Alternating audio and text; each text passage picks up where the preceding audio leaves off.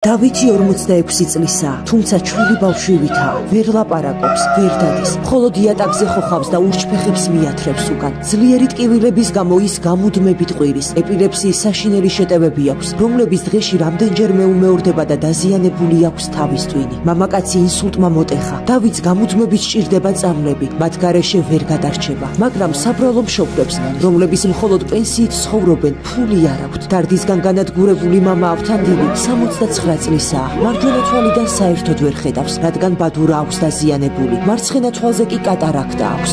მისი მდგომარეობა დღითი დღე უარესდება, მაგრამ თვალის წვეთების ყიდვაც კი არ შეუძლია. შვილზე გამუდმებული ნერვიულობის გამო დედას შაქრიანი დიაბეტი დაემართა, დაეწყო გართულებები, მაგრამ ექიმთან წასასვლელი ფული არ აქვს. მეგობრებო, ეფნაზეების ოჯახში 3 მძიმე ავადმყოფია. მათ ძალიან სჭირდებათ ჩვენი დახმარება, ზრუნველობა და ყურადღება. ისინი პატარა ბავშვებივით არიან, რომლებიც ვერ გადარჩებიან ამ სასტიკ სამყაროში. დაეხმარეთ მათ გადარჩენაში, უფალმა გაგურთხოთ.